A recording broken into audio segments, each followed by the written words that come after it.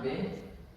Pada kesempatan ini saya akan mempresentasikan penelitian tentang rancangan bangun yang berjudul Prototype Sistem Pemantauan Kualitas Udara Dinamis berbasis IoT dengan kendali sirkulasi otomatis. Nah, di sini judul ini mengandung 3 kata kunci yang akan terus muncul sepanjang presentasi pada kali ini, yaitu pada kata kunci dinamis, IoT dan kendali sirkulasi otomatis.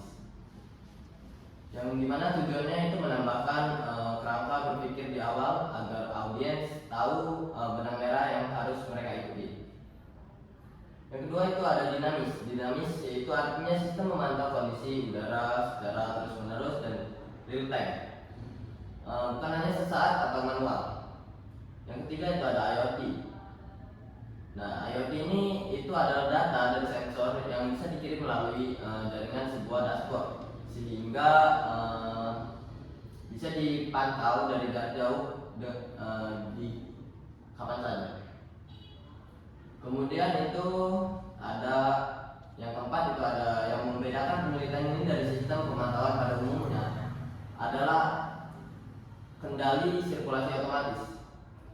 Nah, pada sistem ini itu tidak berhenti dia ini memantau, tetapi juga dia ini langsung bertindak, menyalakan kipas ketika udara memburuk atau panas, serta menunggu manusia menekan tombol.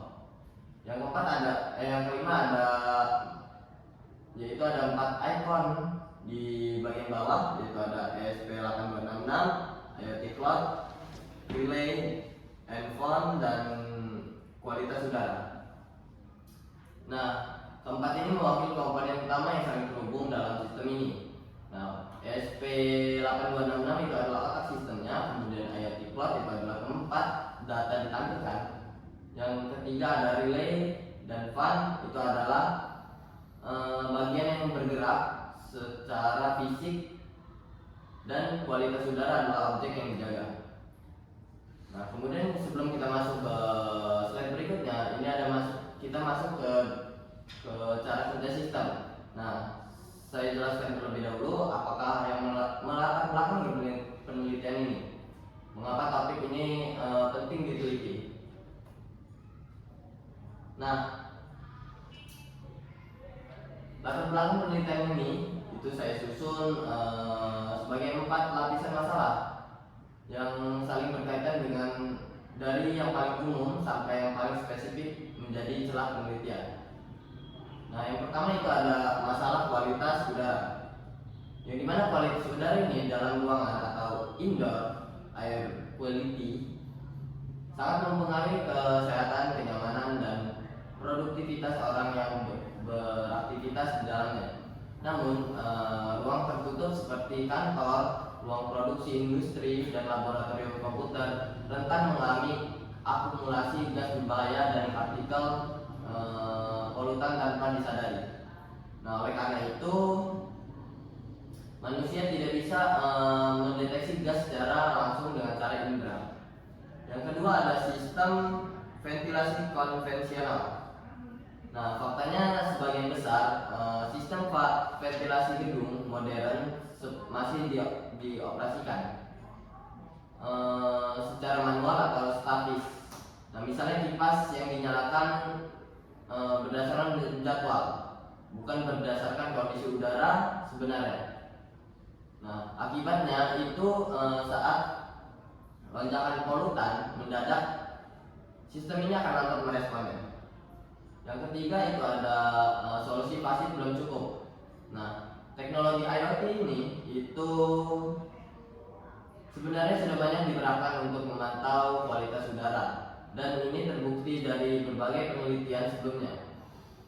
Nah, tetapi kelemahannya sebagian besar sistem tersebut masih bersifat open loop, yang artinya data ditampilkan di layar atau web server, namun tidak ada koreksi sirkulasi fisik otomatis ketika kualitas udara menurun.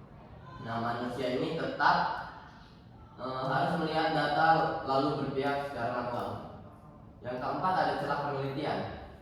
Nah, ada juga penelitian yang sudah menguji kendali otomatis pada kipas ventilasi ini, tetapi umumnya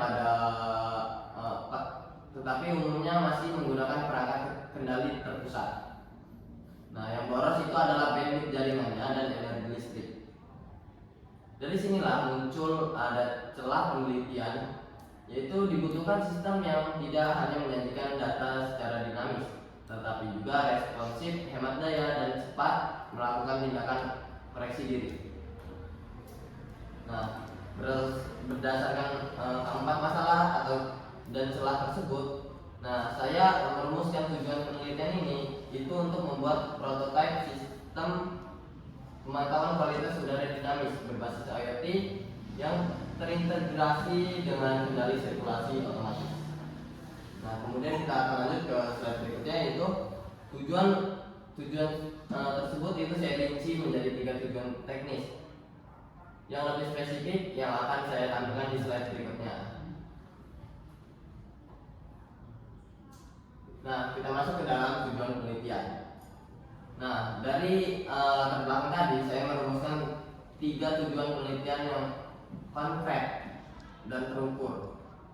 Yang pertama itu ada rancangan dan implementasi hardware.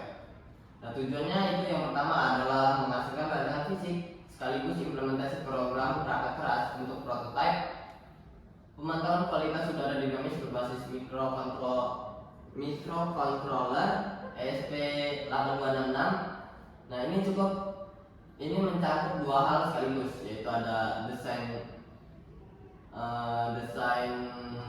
rangkaian elektroniknya dan program firmware-nya yang mengendalikannya.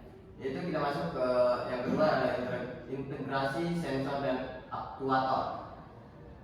Nah, tujuan yang keduanya adalah mengintegrasikan sensor kualitas udara dengan aktuator mekanis, yaitu ada relay dan exhaust valve melalui sistem kendali otomatis berbasis ambang batas atau threshold. Nah, itu adalah inti dari sifat closed loop yang saya sebutkan sebelumnya, itu adalah sensor membaca, kemudian ada sistem memutuskan, dan aktuator bertindak. Kemudian kita lanjut ke uji efektivitas sistem, yang dimana dia ini mengukur efektivitas sistem sirkulasi udara ini, terutama pada kecepatan waktu respon atau delay dalam menormalisasikan kembali konsentrasi polutan di ruang uji. Nah, pengukuran ini itu dilakukan melalui pengujian simulasi dinamis, bukan hanya asumsi teoritis. Nah, dari ketiga tujuan ini nantinya akan saya buktikan melalui 2 hipotesis yang saya ajukan di slide berikutnya. Nah, namun sebelum ke hipotesis, saya jelaskan dulu untuk kerangka pemikiran yang menjadi dasar logika sistem ini bekerja. Nah, sekarang kita masuk ke kerangka pemikiran. Nah, penelitian ini berpusat pada alur penyelesaian masalah, logis dan sistematis dari hulu ke hilir, menggunakan pendekatan input, proses, output yang akan saya jelaskan satu persatu. Kita masuk ke dalam input. Input ini termasuk di identifikasi dan akuisisi data. Nah, sensor kualitas udara dan lingkungan adalah komponen input utama dalam sistem ini. Mereka itu bertugas mengumpulkan data konsentrasi gas dan partikel dalam ruangan secara terus-menerus, lalu mengubahnya menjadi sinyal digital dan analog secara dinamis. Dalam prototipe ini itu berarti ada sensor MQ135 yang untuk dia ini bekerja untuk membaca gas, dan sensor DHT11 itu untuk membaca suhu serta kelembapan. Kita masuk ke dalam proses rancang. Oke, sekarang kita masuk ke dalam proses yaitu rancang bangun dan logika kendali. Nah, dari kedua sensor tadi diterima oleh microcontroller ESP8266. Nah, disinilah algoritma logika batasan atau threshold yang digunakan untuk memproses data itu adalah ESP8266. Nah, membandingkan nilai lingkungan sebenarnya dengan batas aman standar mutu udara.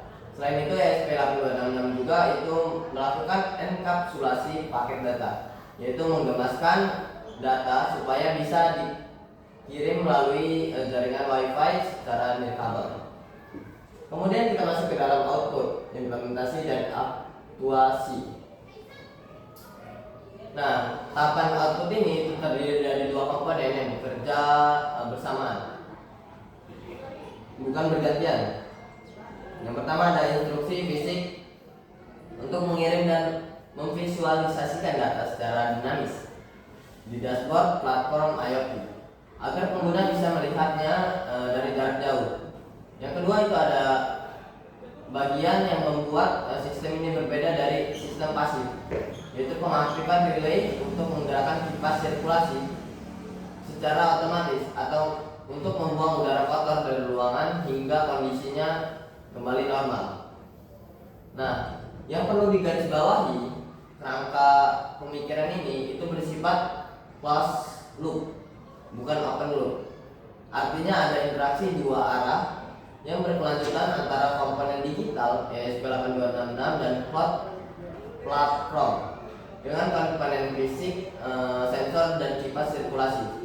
Begitu udara membaik dan ppm turun di bawah ambang batas, sistem otomatis mematikan kembali kipasnya. Inilah yang menjaga kenyamanan ruangan secara otomatis tanpa campur tangan manusia terus-menerus. Nah, dari kerangka pemikiran ini, closed loop inilah saya menurunkan dua hipotesis penelitian yang akan saya sampaikan berikutnya. Kita masuk ke hipotesis dan kontribusi penelitian. Berdasarkan kerangka pemikiran tadi, saya mengajukan dua hipotesis dan penelitian ini juga saya rancang untuk memberikan dua jenis kontribusi. Yaitu ada yang pertama ada H1, penggabungan microcontroller ESP8266 dengan sensor kualitas udara memungkinkan transmisi data pemantauan dan dashboard IoT secara lebih dinamis dengan tingkat kehilangan paket data atau paket loss yang sangat rendah. Hipotesis ini itu akan saya buktikan lewat pengamatan kinerja jaringan di bagian pengujian. Itu kemudian ada H2. H2 ini itu penggunaan algoritma kendali otomatis berbasis relay dapat membantu mengurangi jumlah polutan dengan mempercepat waktu respon aktuasi sirkulasi mekanis. Hipotesis ini akan membuktikan lewat pengamatan kecepatan respon atau delay. Nah, untuk bagian praktis, penelitian ini diharapkan menyediakan solusi prototipe sistem sirkulasi ruangan otomatis ekonomis dari segi biaya komponen, respon dalam merespons perubahan kualitas udara dan mudah digunakan, sehingga bisa diterapkan langsung di laboratorium perkuliahan maupun gedung perkantoran untuk menciptakan lingkungan yang lebih sehat. Yang kedua ada teoritis atau akademis. Di sisi akademis, penelitian ini memberikan referensi dan dokumentasi ilmiah tentang bagaimana menggunakan microcontroller ESP8266 untuk sistem kendali otomatis berlatensi rendah, sekaligus cara mengelola data sensor lingkungan menggunakan arsitektur IoT yang ringan, sehingga bisa menjadi rujukan penelitian sejenis di masa depan. Kita masuk ke slide berikutnya, yaitu ada landasan teori utama. Dari 6 konsep dasar dari tinjauan pustaka yang menjadi fondasi teori penelitian saya, nah saya akan menjelaskan singkat secara masing-masing karena keenamnya saling berkaitan langsung dengan komponen yang saya gunakan. Yaitu ada yang pertama ada arsitektur IoT, yang dimana ada 3 lapisan, yaitu ada fisik, sensor dan aktuator, kemudian ada jaringan, itu ada protokol komunikasi, dan aplikasi, itu ada dashboard pemantauan untuk manajemen fasilitas. Kemudian ada yang kedua, itu ada ESP8266 dan not MCU, yang dimana microcontroller 32 bit dengan modul WiFi internal. Dan ini termasuk bisa hemat daya dan biaya, cocok untuk not response terdistribusi. Kemudian ada parameter IAQ, ada CO2, amonia, asap, dan partikulat debu diukur dalam ppm yang harus dipantau agar tidak melewati ambang batas aman. Kemudian ada sensor MQ135, yang dimana sensor elektrokimia berbasis SNO2 yang resistansinya berubah terhadap konsentrasi gas polutan yang dikonversi ke ppm. Kemudian ada relay dan watt fan. Relay sebagai saklar closed loop yang menghubungkan sinyal digital mikrocontroller dengan beban AC kipas sirkulasi. Kemudian ada yang terakhir, ada sistem kendali otomatis, yaitu kendali berbasis ambang batas dinamis terbukti mempercepat normalisasi udara dan menghemat energi kipas. Kemudian kita lanjut ke tempat, waktu, bahan, dan alat. Nah, pada bagian tempat itu ada pada laboratorium jaringan, saya mengambil di Politeknik di Lampung, itu memakai sensor perakitan hardware dan pengujian lapangan. Pada waktu Maret sampai Mei 2026 meliputi perancangan program kalibrasi. Nah, untuk perangkat keras atau hardware itu menggunakan not MCU ESP8266.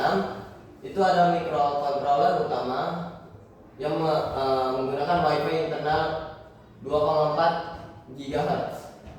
Yaitu kemudian yang kedua ada sensor gas MQ135, itu untuk mendeteksi konsentrasi gas polutan atau ppm. Yang ketiga ada sensor DHT11, itu untuk mengukur Celsius dan kelembapan. Kemudian yang keempat ada modul relay 5V 1CH atau saklar elektronik pengendali arus AC. Kemudian ada AC Aquan Fan. Ini adalah aktuator sirkulasi udara dengan tegangan 220 V. Yang terakhir ada kabel jumper dan breadboard, yaitu interaksi koneksi jalur data dan daya. Kemudian untuk perangkat lunaknya itu ada 4, yaitu ada Arduino IDE V2.3.2, itu untuk penulisan, debugging, flashing kode program. Kemudian ada yang kedua itu ada platform Flash IoT sebagai dashboard interaksi pemantauan secara real time. Dia menggunakan bahasa C++ berdasarkan dasar pemrograman mikrocontroller. Kemudian yang terakhir ada library DHT dan MQ135H. Ini adalah kalibrasi dan pengelolaan data sensor. Kita masuk ke slide berikutnya. Nah, untuk blok diagram ini itu merangkum keseluruhan arsitektur sistem menjadi satu gambar teknis. Perancangan sistem ini menggunakan metode prototyping, mencakup analisis kebutuhan perancangan skematik, kelistrikan, logika, threshold, dan visualisasi data. Nah, di sini ada sisi paling kiri itu ada input layer. Nah, di input layer ini ada dua sensor, yaitu ada sensor MQ135 dan sensor DHT11. Nah, sensor MQ ini itu mengirim secara analog ke not MCU, dan untuk DHT11 itu mengirim data secara digital. Kemudian ada di kedua ada data ini masuk pertama, yaitu ada di proses layer. Tempat not MCU ESP8266 berada sebagai pusat pemrosesan. Yang ketiga ada outlier. Outlier Ini di sebelah kanan itu jalur pertama melalui WiFi, kemudian menuju ke cloud IoT dashboard untuk keperluan visualisasi jarak jauh.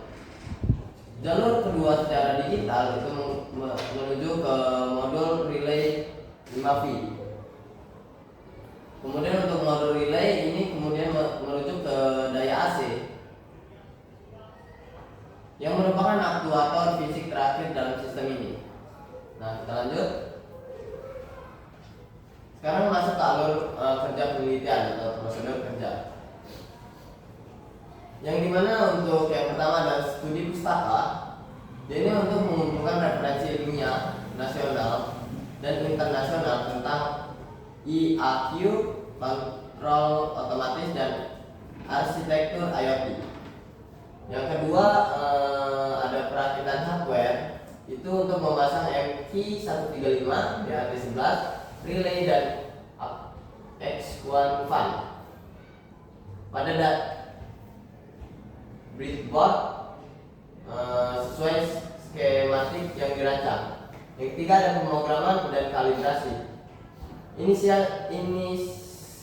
Inisialisasi library kalibrasi nilainya R0 sensor dan penyusunan logika threshold pada Arduino IDE. Yang keempat ada integrasi jaringan IoT yang dikonfigurasi memakai WiFi, enkapsulasi dan transmisi data serta sinkronisasi ke dashboard cloud setiap 15 detik. Nah, pada setiap tahapan ini itu dirancang secara sistematis agar prototipe dapat dibangun kembali secara andal atau reproducible. Kita lanjut ke berikutnya, yaitu ada detail pengkabelan dan logika threshold. Yang dimana di sini ada di koneksi pin hardware assembly. Nah, pada MQ135 atau AO itu ada di pin analog AO not MCU. Kemudian untuk BRT11 itu sebagai sinyal itu ada di pin digital D1 atau GPI 05. Untuk relay 5V itu ada di pin D2 atau GPI 04. Kemudian untuk fase AC-nya itu ada di terminal NO atau COM relay. Nah, untuk logika kendali threshold itu bisa dilihat di sini. Untuk yang pertama itu ada dia membaca sensor MQ135 atau BPM, kemudian dia masuk ke dalam BPM. Nah, dia ini mengukur BPM-nya itu mencapai 100 atau tidak. Jika tidak, dia itu relaynya akan off. Jika sampai 100, itu relaynya akan on dan kipas akan aktif. Kemudian kita masuk ke dalam skenario pengamatan dan pengujian. Fungsional yang pertama ada fungsional relay. Dia ini mengamati perubahan kondisi kontak relay dan normally open atau NO menjadi normally closed, bisa disingkat MC, saat mengaktifkan kipas sirkulasi. Kemudian yang kedua ada kecepatan respon atau delay. Dia ini menghitung waktu per detik dari saat sensor mendeteksi lonjakan polutan hingga kipas buangan aktif bergerak. Yang ketiga itu ada kinerja jaringan atau transmisi data yang menjaga konsisten pengiriman data ke dashboard IoT dan memastikan paket loss sangat rendah selama sirkulasi. Nah, untuk slide ini itu adalah penutup. Mungkin untuk penutup ini sebelum ditutup, adakah untuk penguji bertanya?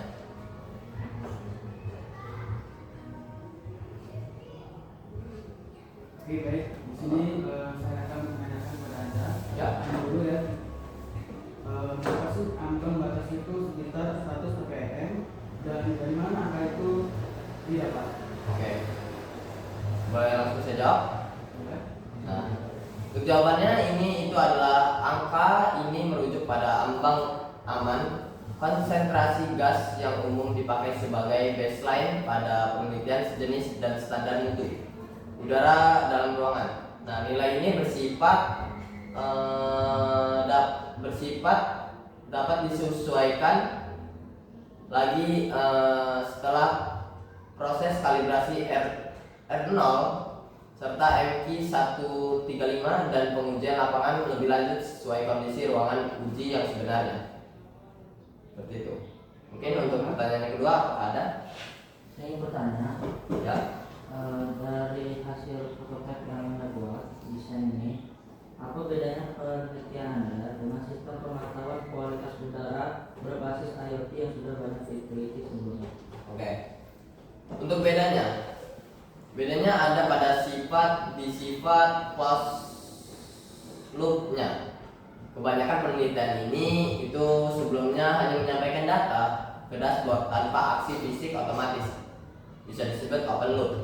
Nah, penelitian ini itu mengintegrasikan pembacaan sensor dengan aktuasi relay dan akuan fan secara otomatis berbasis threshold, dan logikanya diproses lokal di ESP8266 sehingga tidak bergantung pada kendali terpusat yang boros bandwidth dan energi.